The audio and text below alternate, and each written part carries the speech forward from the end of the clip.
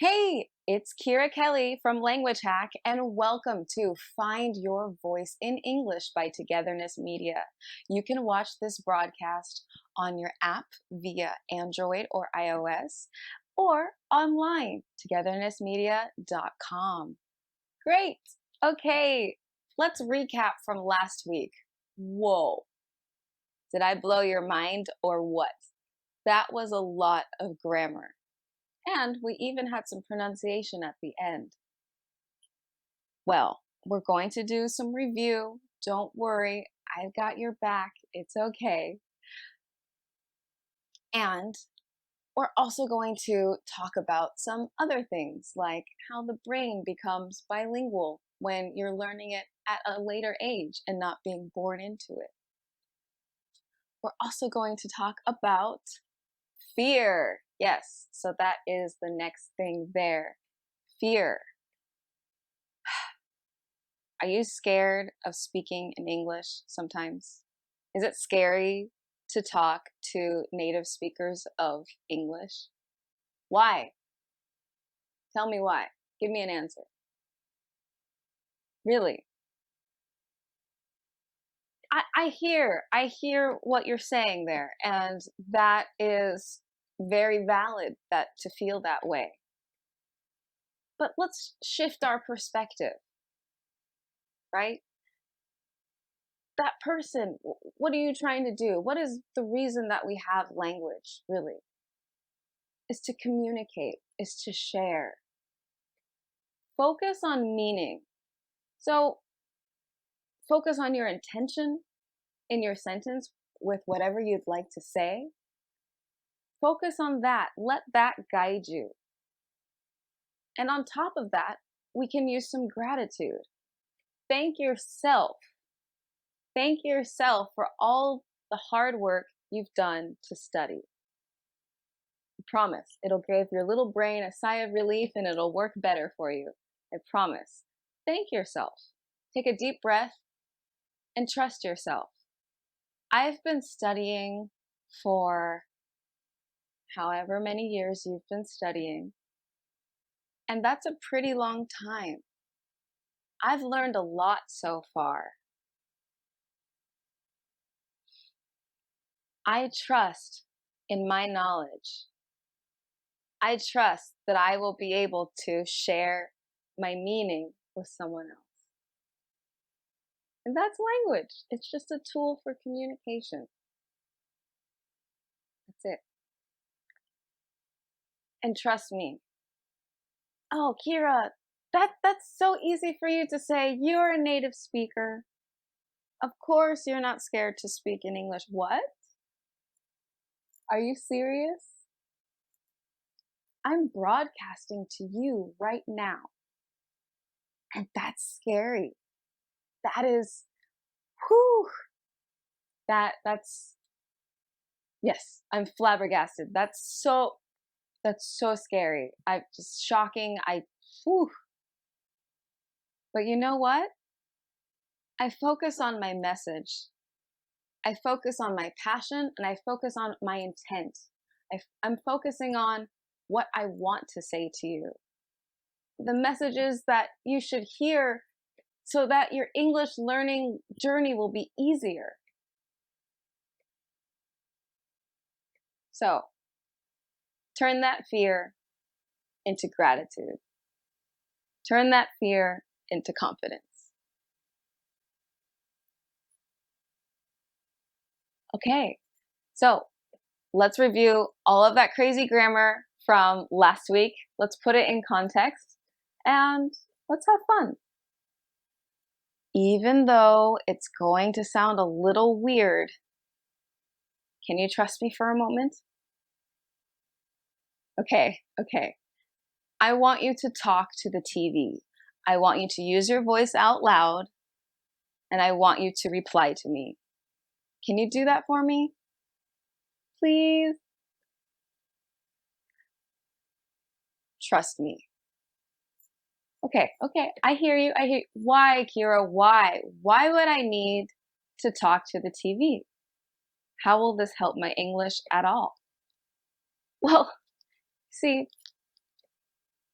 When you talk to the TV, you're practicing speaking. You're getting familiar with the pronunciation.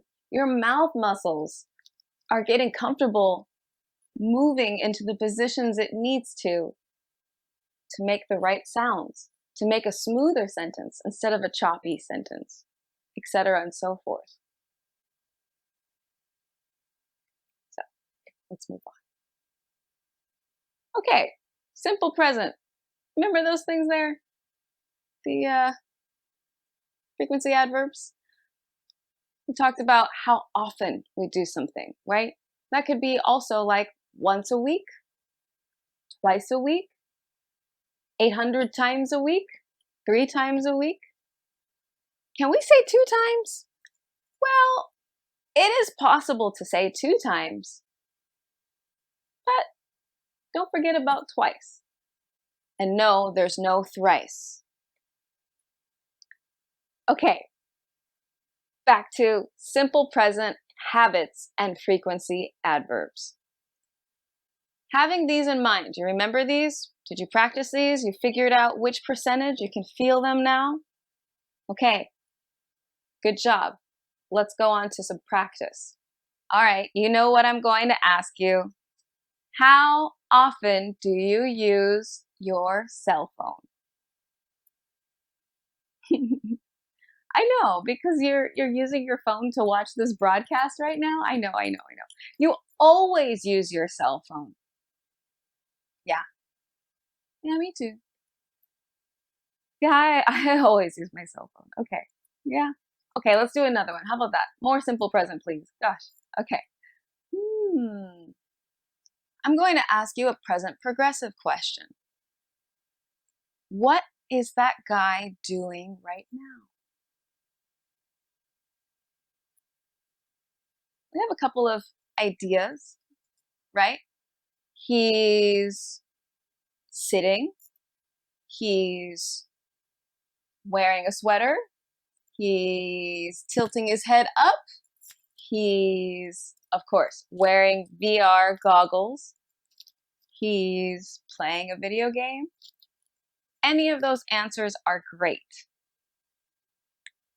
So now that we know what he's doing, how often do you think he plays video games? I don't know. He looks really excited. Yeah, he probably plays all the time. Now, what about you? Let's make it personal. How often do you play video games? Okay, yeah, me personally, I usually play video games in my free time. Okay. This one's an interesting one.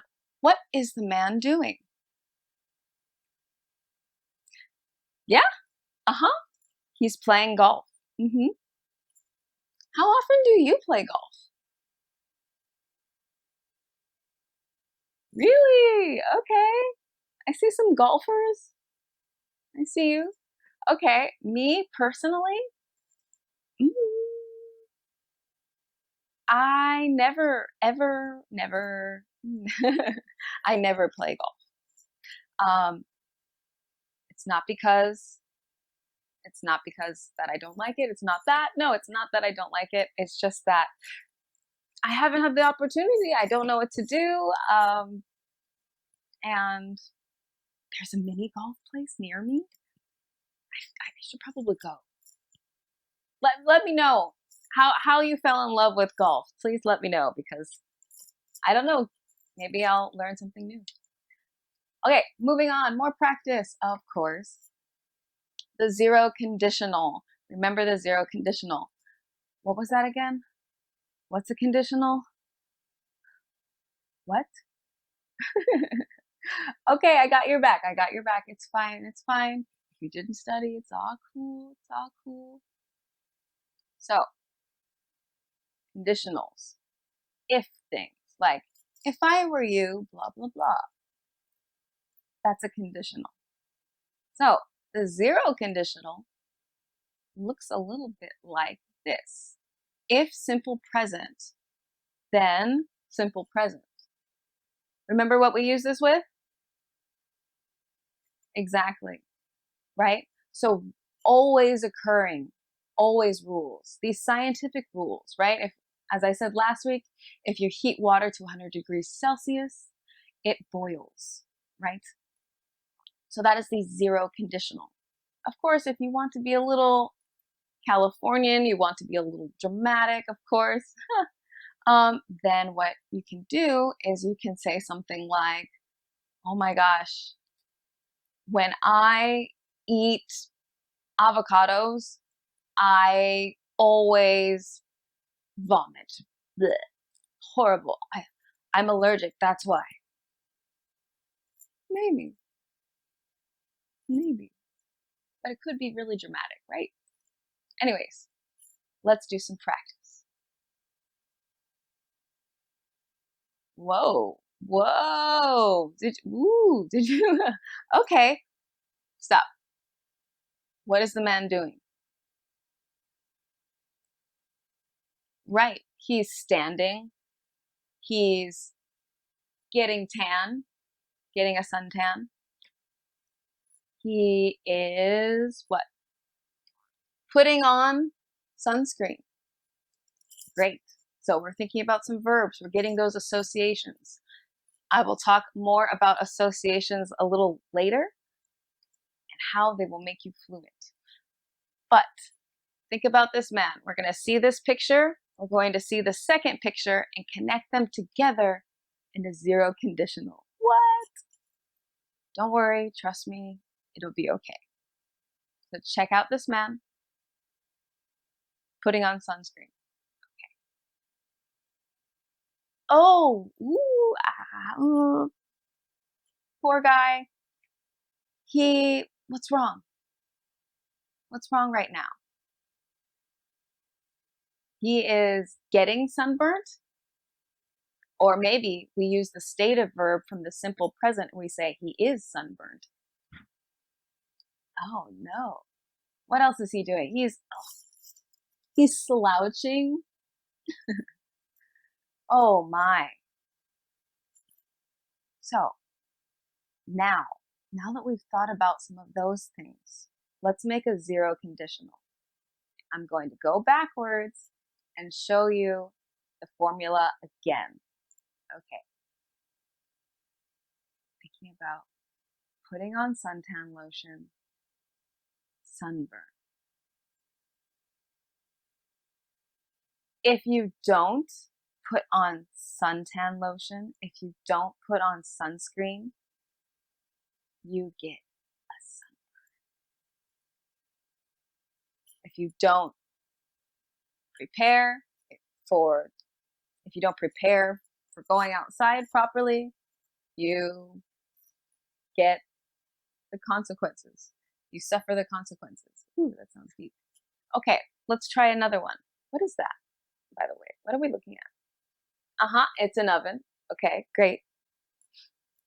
Okay, let's see. What's the next picture? How can I make a zero conditional out of this? Okay. Toast. All right, so toast, oven. Or maybe something burnt. It's burnt again. Oh gosh, just like the sunburn from before. Okay, here's my zero conditional. Did you make one? If you forget something in the oven, it gets burned. Or it burns. Like that toast right there. Great. So again, these are always rules. These are dramatic things, usually, or they're scientific. In daily life, you can hear this from time to time, actually. It occurs quite often. All right, moving on. I'm going to talk about the simple past and the past progressive. Remember that super long vocabulary word I talked about before? Juxtaposition. Yes, juxtaposition. That was it. Yes, you remembered. Okay, cool. And that means to contrast two things, right? We put them together intentionally to make them look very different. So simple past and past progressive. We juxtapose those two together for what reason? For a short and then a long action. So what does that look like? I did, I was doing, right? So putting this into a juxtaposed context. I was walking to the fridge, then I slipped on a dirty napkin on the floor and fell. Long action, interrupted, short, short, short. Past progressive, simple past, simple past. From there on out, it's just facts, right? All right, so we saw that cat. What happened? Well, we can say a number of things. The cat was reaching for the furniture and then it fell. Or it was reaching, it slipped and it fell. It tried to jump and then it fell. Wow! You saw the panda. What happened? Okay. Here's my answer.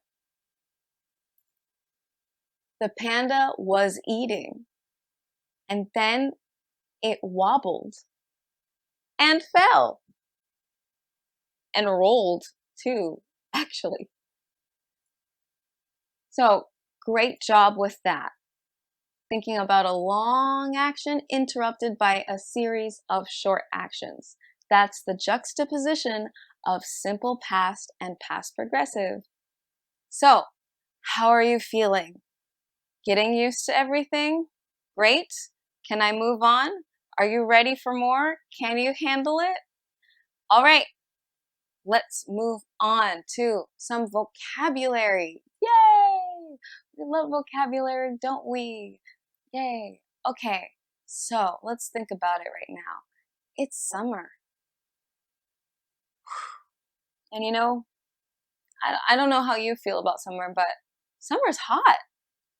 Yesterday, for me, it was 96 degrees Fahrenheit. It's like, what is that? 30 degrees Celsius? I don't know. But yes, super hot. And when I think about hot and the heat, I think about getting tired. I think about being burned out. That's what I said, burned out. Well, what's the meaning of that? Can you tell me the meaning of burned out, please? Burned out, like the heat, right? You've been working all day, you're tired, you don't want to work anymore. You can't work. Your brain is broken at this point. Oh my gosh. Yeah, you're burned out. Pure exhaustion. Here's another synonym for you. Worn out.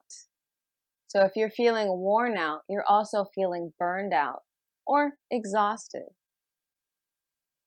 Okay, thanks, Kyra. Thanks for the vocabulary. It's summer. I guess I can use this. Cool. But what's the difference between those three? I don't really get it. Glad you asked. Well, exhausted would be the most formal of the case. Burned out would be neutral, commonly used in social, professional, casual situations.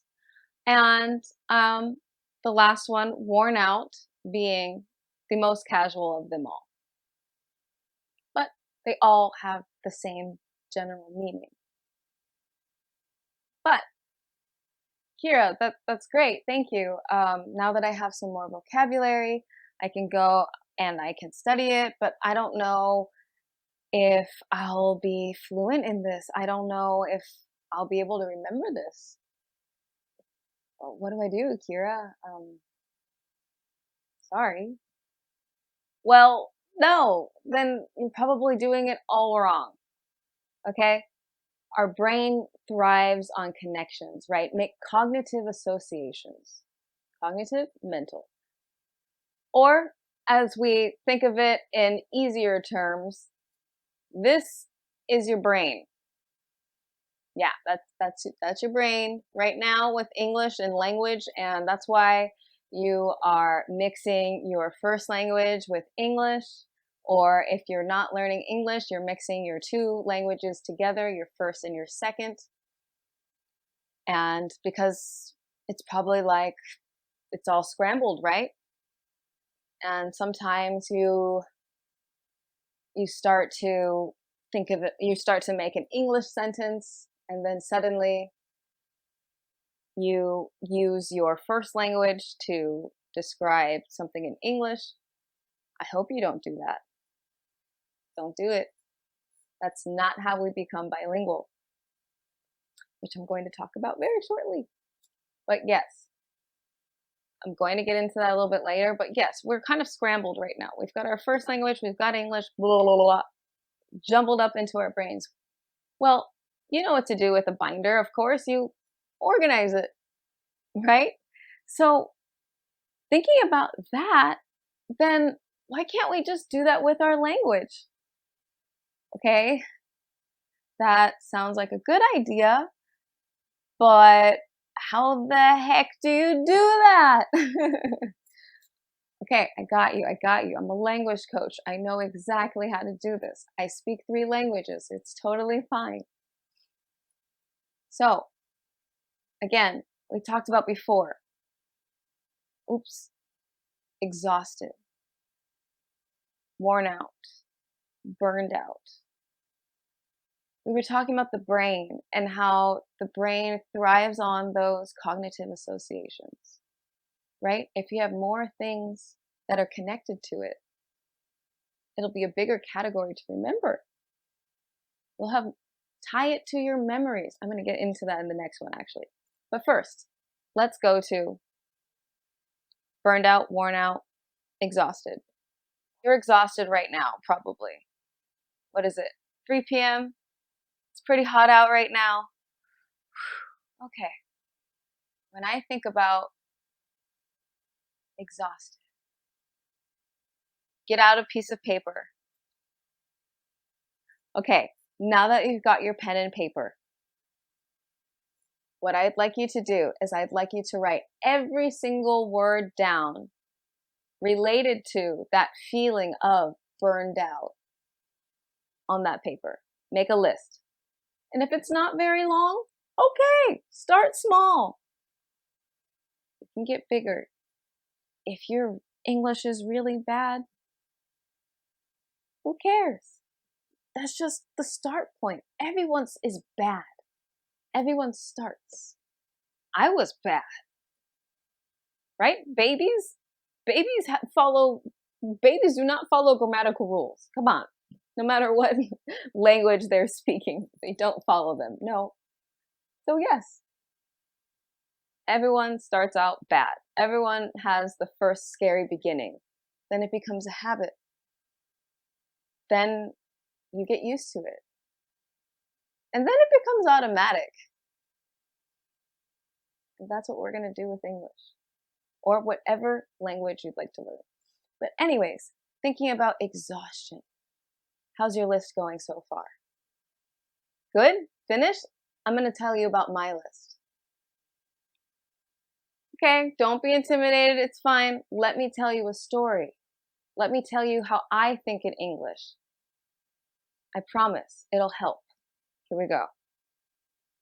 So, when I think about exhausted, when I think of exhaustion from the heat, from the sun and everything, ugh, I think about my mouth getting dry. I think about dehydration. And if you have dehydration, if you experience that, then you are dehydrated. right? And when you're dehydrated, maybe it's because you were sweating too much. And if you were sweating too much, then you were probably sweaty. It's a feeling, it's an experience. Connect everything you know together. Being able to retrieve these words out of your head quickly, like I did in this list here, shows how much you know in that category. So I challenge you to make, maybe later, not today, 2 days from now perhaps, get a list, make a list of everything related to summer, as many as you can. Of course, the goal is each list you make gets a little longer. Certain topics may show deficiencies. Maybe you don't know as many words related to that topic as you thought. And that's okay, because that can direct your learning. That can direct exactly what vocabulary, what type of vocabulary you need to study, right?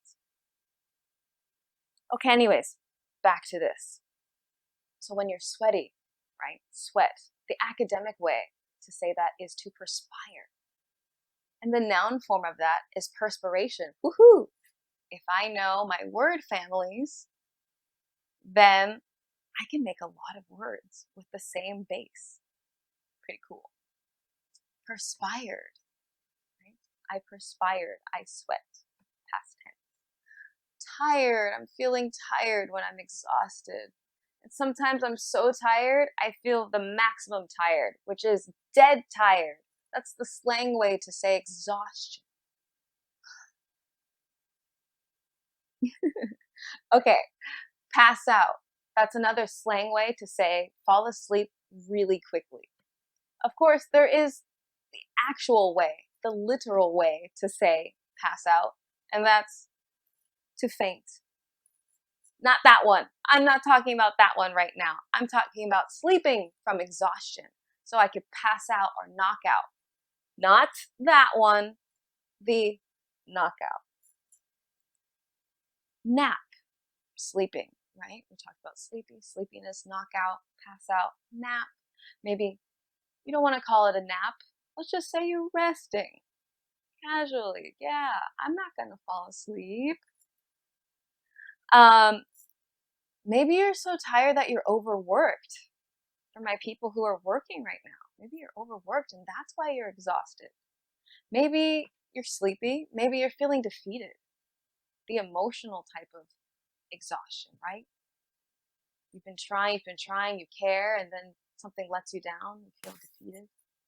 Maybe it's weak. Or maybe it's a different type of exhaustion. When the heat makes you mad, when it makes you angry, you feel irritated. There's some irritation, right? The heat causes irritation. Sometimes you're just moody and from the heat, I don't want to do anything. I don't want to eat anything. You're unenthusiastic, you know? You could be irritable. You could be irritated. Right? Ugh, don't touch me. It's too hot. Gosh. Okay, let's move on. Okay, becoming bilingual. This is critical. Let's not learn a language just to remember it for a vacation. Let's learn a language to make it a part of us. Seriously, I think that's the best way. If you want to travel, if you want to go to a new country and live there as an expatriate, expat, feel the language, share the experiences with others. That's what communication is. Oh, okay, anyways, moving on to our brains. Let's get inside of your head right now. This looks like your head right now, right? It just has a language box. I didn't say first. I didn't say second. I said language. So, yeah, how do we, this is why. As I said earlier, you're mixing. I know. I hear it. I've seen it. And that's okay. It's part of the process. Becoming self-aware is a great tool to improve your language skills, your linguistic abilities. So, right, let's get to the point. I hear you. Okay, hold on. To separate them, as I've been talking about my theme of all of today in this episode, making those associations. Think about your first language right now. I don't speak your first language, but pretend that I did, and I said a bad word to you. Hi, nice to meet you, and I said a bad word, something really bad. How would you feel? You'd feel something. Your heart, it would hurt you, right? Sometimes words can actually hurt us. With that in mind, let's do that with English. Let's do that with whatever second language you're learning right now. By building those associations, just as we did before with exhaustion. Do that with phrases. Make it personal. Tie it to memories. If it's personal, right? It's all about retrieval. The more you quiz yourself, the more you surround yourself with it and remind yourself of that word, you've just done retrieval practice. Usually in the classroom, retrieval practice looks like quizzes, by the way. But yes, anyways, practice. Connect everything. Make it personal. Make it memorable. Make it easier so that you can connect all of your great knowledge here to your mouth. Practice saying it. Talk to yourself. Get a language coach. Attend a language class. Become bilingual. You can do it. All right. Well, it's been a fantastic time today. I've had a lovely experience sharing this with you, and stay tuned for next week. But don't forget, we've got pronunciation coming soon.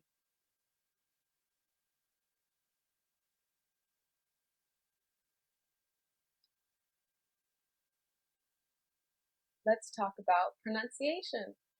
Okay, so as we said last week, remember, we talked about pairs. We talked about those twins, right? The pink one and the blue one from last time. So, pronunciation comes in pairs. We usually have an air type and we have a vibration type. Keeping that in mind, today's pronunciation pair will also be something similar. But before that, let's do a short review of what we learned last week. Do you remember? F and V. Yes. So with F and V, we have to make which mouth position? Yes. So the mouth position there. So we're going to make a squirrel. Oh no.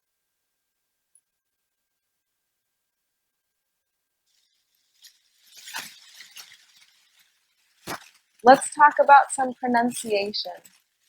As we have said before last week, pronunciation comes in pairs. Having that in mind, we're going to talk about a new pair this week. Stay tuned for that. But before that, let's do a little recap from last week. Last week? Yes, okay, last week. We talked about F and V, right? So what's the mouth position for that? Do you remember? Okay, great. I think you remember. Yes, it is the squirrel position. Yes, the squirrel position. So, let's get some F and V sentences to challenge ourselves. Okay, remember, practice, warm up a little bit, get a glass of water, It will help to relax and refresh your muscles. Yes, great, you've got it. Okay, good. You're ready? Okay, so get in your squirrel position. Great, you're in your squirrel position. Great. Now I want you to blow out some air.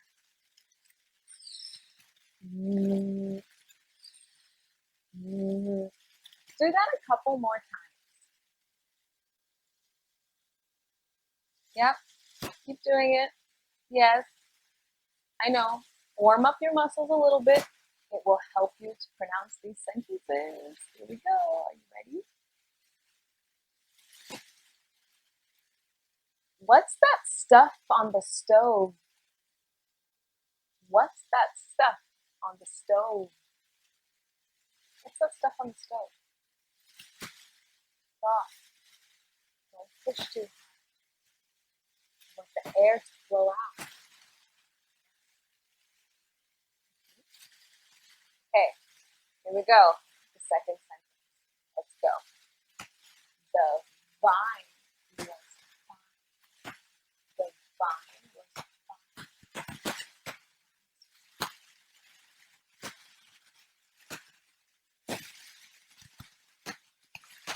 Let's try the second sentence. The vine was fine. The vine was fine. The vine is fine. Okay, let's try.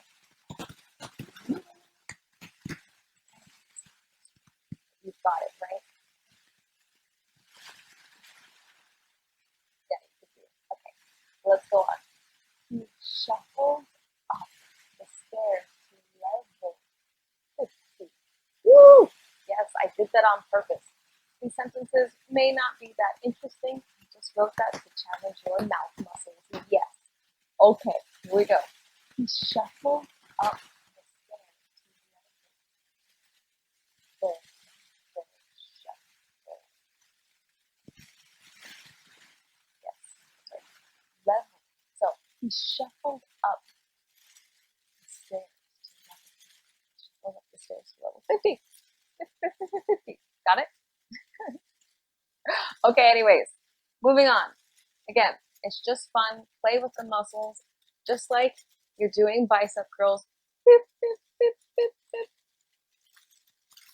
Again, use a mirror, have fun, practice, get to know the muscles, flex them, practice every day, 3 to 5 minutes.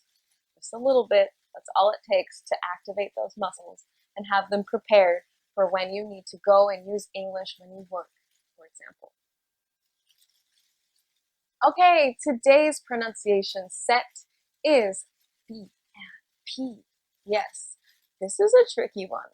And for some countries, F, V, B, and P are all scrambled together. And that's okay. Once you know how to say it, you know how to catch it, right? It's just like in yoga. You just need to know the right position. But don't worry, I got your back. Okay, let's continue. B and P. Okay. Oops, before that, excuse me. Okay, let's start with B. We're going to put our lips together, right? Okay, let's imagine something realistic here. Like you're spitting. You know how to spit, right?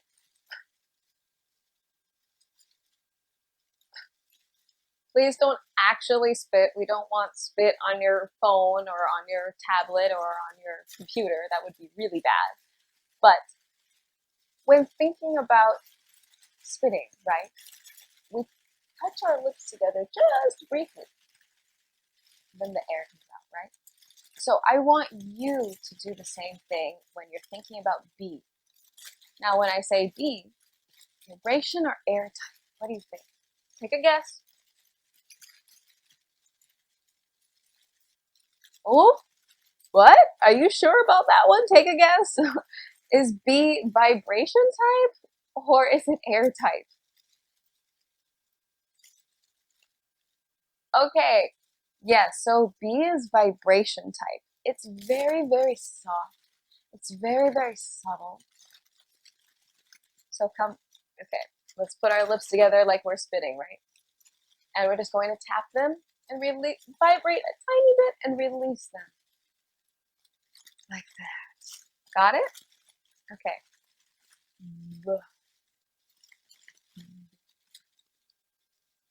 You don't have to have a big at the end, right? Buh. No, you don't need to. Try to reduce it as much as you can. Try to completely eliminate it.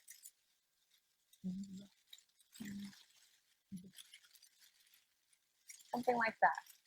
Soft, small, not a big And that's your B sound. So let's put that into some sentences. Ooh. Okay, we'll say a word first before we say it in a sentence. So, web, web. How often do you surf the web? How often do you surf the web? Okay, your turn to practice.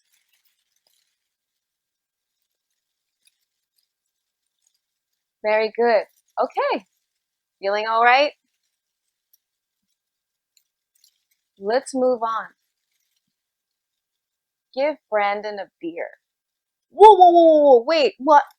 That's B and R? Yes, that's called a cluster. And what I mean by clusters is that it's two sounds blended together. So textbooks sometimes call this a blend, sometimes cluster. Anyways, you say them together, basically, is what they mean. Both the textbooks, yes. So, how do we get our R? Ooh, I'm getting a bonus letter here today. Woohoo! B, P, and R. A general R sound, a classic American R sound, is formed when an angry dog growls. Think of an angry dog. Arr, right? There we go. Try and copy that sound. Try and find it. Somewhere up in here. You might need to push out your lips a little to make the sound. Don't choke here. We don't want to choke. No, that would hurt us. That could damage, right? We could pull muscles there. They're just as valuable as your hamstrings and thighs and arms and biceps, etc. So, careful there. Now we're going to put the B with the Yeah.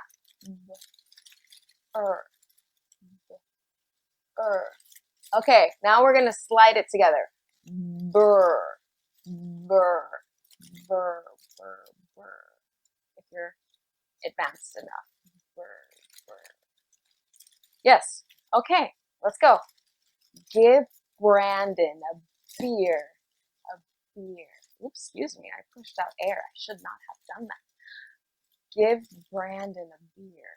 It's so soft, I can't make it louder for you. Sorry. The B is just the softest. Okay, let's try it with another sentence. Here we go. Ready? Okay, I'll give you time to practice. Go practice. Go. Great. Pushing out for that R. Tapping lightly for that B. Okay, beer. Yes, great. Moving on. My kids always get into trouble. Ooh. My kids always get into trouble. That's hard with the L at the end and everything. Oh, whoo, but we're going to do it. Trouble. So it's the T with the R. Push extra air out of your T so you can use it to power your R lip movement. Right? Just like you're spitting in a way. But we do need to flex our muscles for our R. Like what's up, trouble, short U there. Then we have the B, closing for the B, trouble. My kids always get into trouble. Always get into trouble. Great. Okay. Phew. Recap. Finished. Moving on to P. P sound. Same thing. Get back into that. We're going to push out some air this time instead of vibrating for the P as in pepper. Okay. So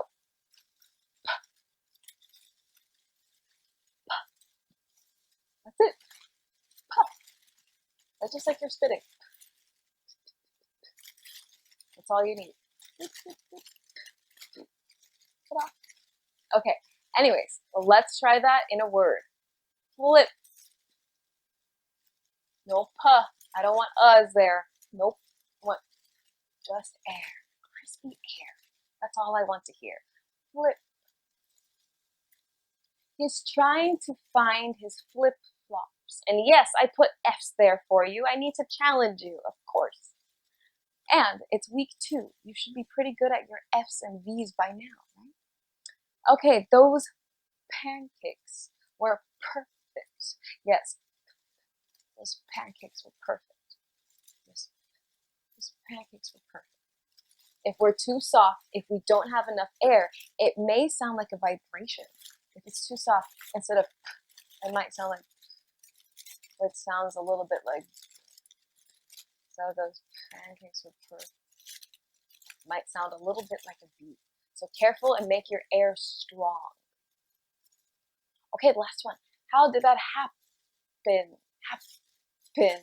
Yes. Hap.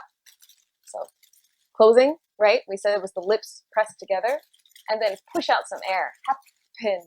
Happen. Happen. Happen. Happen. It's like I'm eating a hamburger. Okay, how did that happen? How did that happen? Make sure you push out some air, make the P clear, pop it. Great. Moving on. Thank you so much. That is everything from today in my show. I hope you enjoyed everything. To continue to watch this show for episode 3, then check us out on togethernessmedia.com on your computer or tablet, or for your mobile phone. We are available on iOS and Android. Thank you. This is Find Your Voice in English with Kyra Kelley. Bye. See you next week.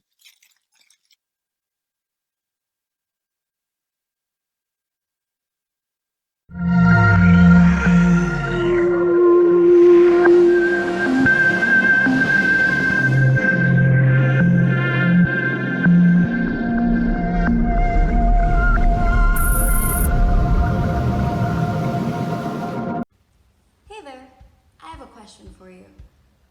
Is it hard for you to understand your coworkers because their English is too fast? Is it difficult for you to explain your ideas because you feel like you don't have enough English vocabulary? Hi, I'm Kyra, and I'm a language coach. Every day, I work with professionals just like you at top-tier tech companies to train their English so work doesn't have to feel stressful anymore.